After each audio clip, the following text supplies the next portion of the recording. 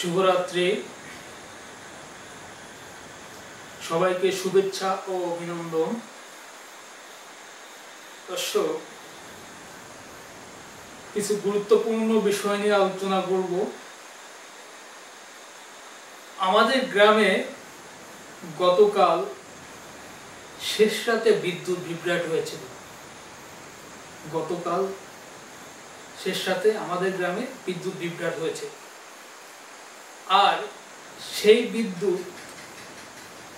বিদ্যুৎ অফিসের লোকজন এসে সংযোগ দিয়েছে হচ্ছে আজকে বিকাল 5টার সময়। গতকাল শেষ রাতে আমাদের গ্রামে বিদ্যুৎ বিভ্রাট হয়েছিল, অর্থাৎ বিদ্যুৎ সংযোগ চলে গিয়েছিল, আর সেই বিদ্যুৎ সংযোগ আজকে বিকাল 5টায় বিদ্যুৎ অফিসের লোকজন এসে ঠিক করছে। অর্থাৎ প্রায় 13-14 ঘন্টা বা তারও অধিক সময় আমাদের এলাকায় বিদ্যুৎ সংযোগ বিচ্ছিন্ন ছিল। তাহলে দর্শক শ্রোতা বুঝতে পারছেন যে আমাদের গ্রামের ওয়েটটা কিরকম। আমাদের গ্রামে এখন কিন্তু 60% থেকে 70% লোকজন, আমাদের গ্রামে এখন কিন্তু 60 থেকে 70% লোকজন তাদের ঘরে ওয়াইফাই ব্যবহার করে, গ্যাসের চুলা ব্যবহার করে, রাইস কুকার ব্যবহার করে। তারপরও আমাদের গ্রামের মানুষ এখনো বিদ্যুৎ সংযোগ, তারপরে চিকিৎসা সেবা, এই সকল সেবা থেকে বঞ্চিত। আমাদের গ্রামের ঠিকানা হচ্ছে বাগেরহাট জেলার কচুয়া উপজেলার বসনি গ্রাম। ধরুন বাজারে তেলের দাম বেড়ে গেল, মশলার দাম বেড়ে গেল, পেঁয়াজ রসুন কাঁচা মরিচের দাম বেড়ে গেল, শুধুমাত্র আলুর দাম কমল। আসলে শুধুমাত্র আলুর দাম কমে যাওয়ায় জনগণের কিন্তু বৃহৎ কোনো কল্যাণ হয়, কারণ বাংলাদেশের মানুষ শুধুমাত্র আলুর উপরে নির্ভরশীল নয়।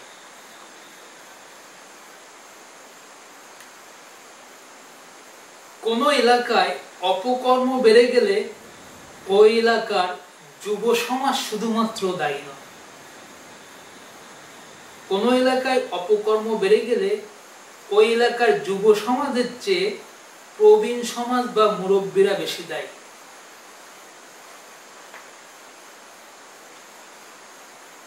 বাংলাদেশের এখনো অধিকাংশ অঞ্চলে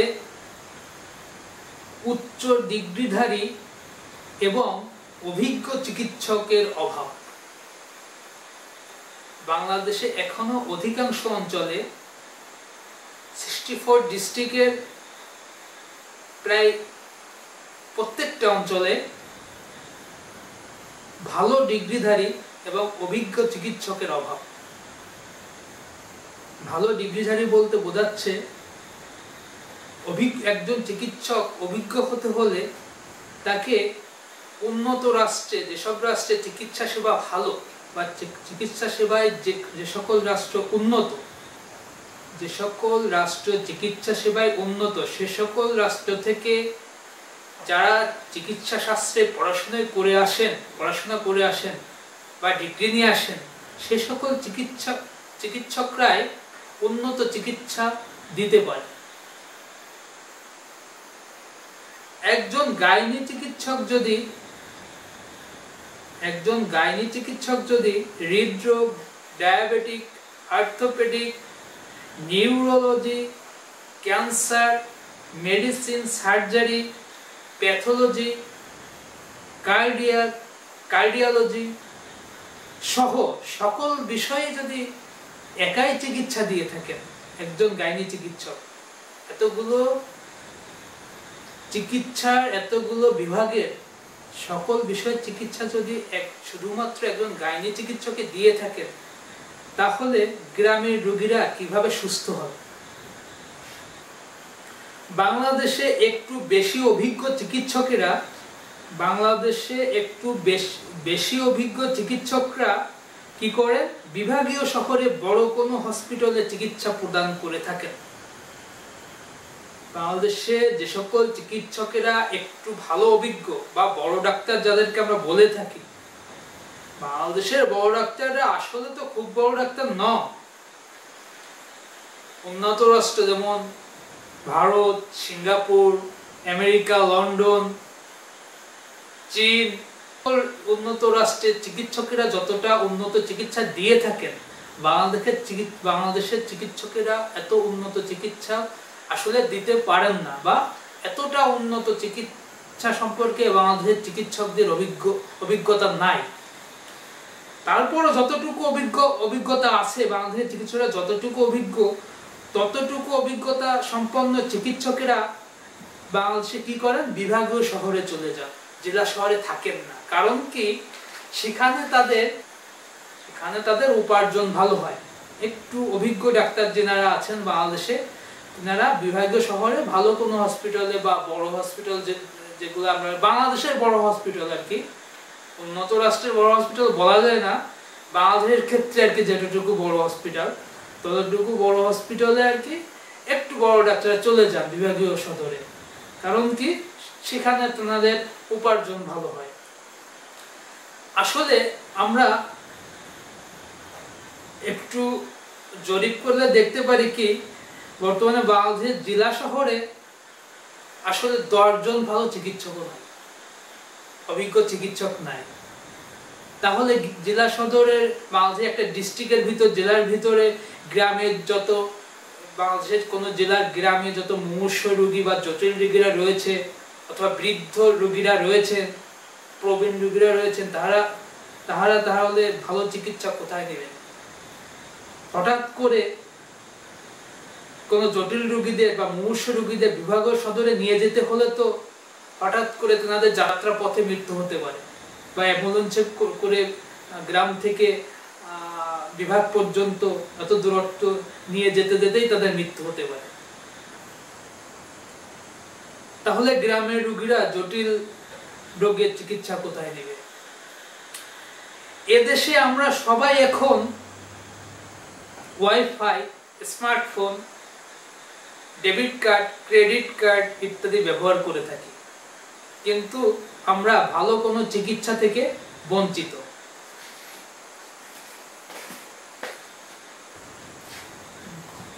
বাংলাদেশে মোট সরকারি মেডিকেল কলেজ রয়েছে 37টি। বাংলাদেশে মোট সরকারি মেডিকেল কলেজ রয়েছে 37টি।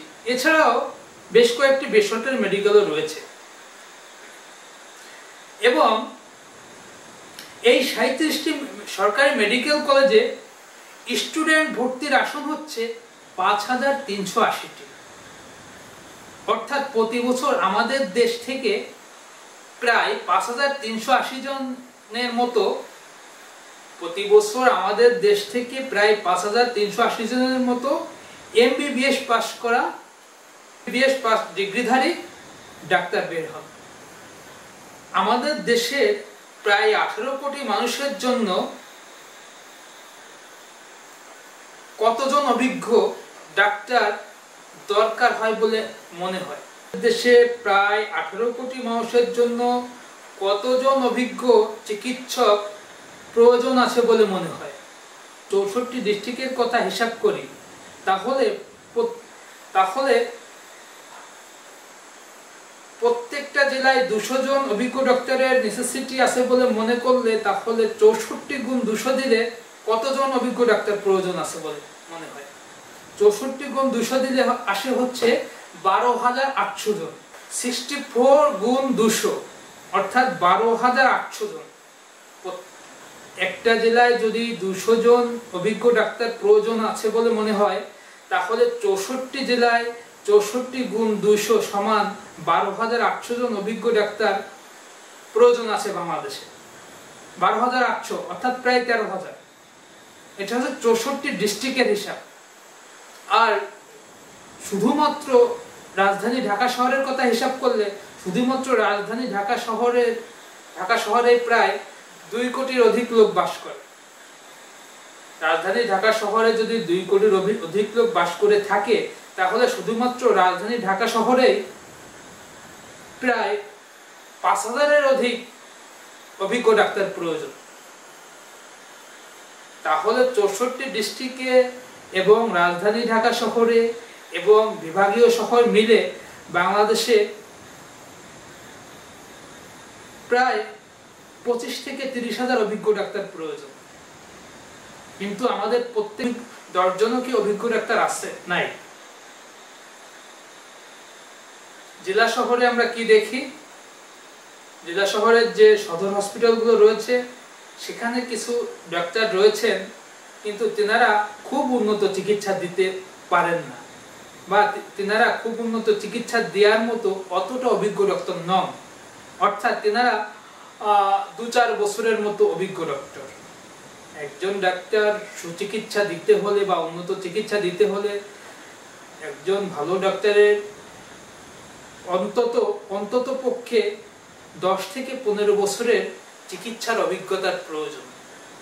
কিন্তু জেলা সদরে 5-7 জন, হাতে গোনা 5-7 জন যে সকল ডক্টররা রয়েছেন, তেনাদের বড় জোর 2-4-5 বছরের চিকিৎসার অভিজ্ঞতা রয়েছে। তাহলে গ্রামের মানুষ এবং জেলা সদরের মানুষরা কি এভাবে চিকিৎসা থেকে বঞ্চিত হয়ে থাকবে? একটা রাষ্ট্র উন্নত হতে হলে সেই রাষ্ট্রের মানুষের মৌলিক চাহিদার মধ্যে 2টা জিনিসকে অধিক প্রায়োরিটি দেওয়া উচিত। সেটা হচ্ছে, একটা হচ্ছে মানুষের চিকিৎসা, একটা হচ্ছে মানুষের শিক্ষা। যে সকল রাষ্ট্র চিকিৎসা এবং শিক্ষায় উন্নত, সে সকল রাষ্ট্র অন্যান্য আনুষঙ্গিক সর্বদিক থেকে উন্নত হয়ে থাকে।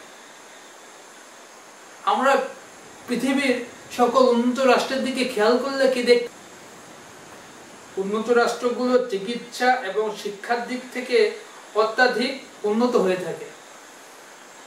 আমরা পৃথিবীর উন্নত রাষ্ট্রগুলিকে খেয়াল করলে কি দেখতে পাবো?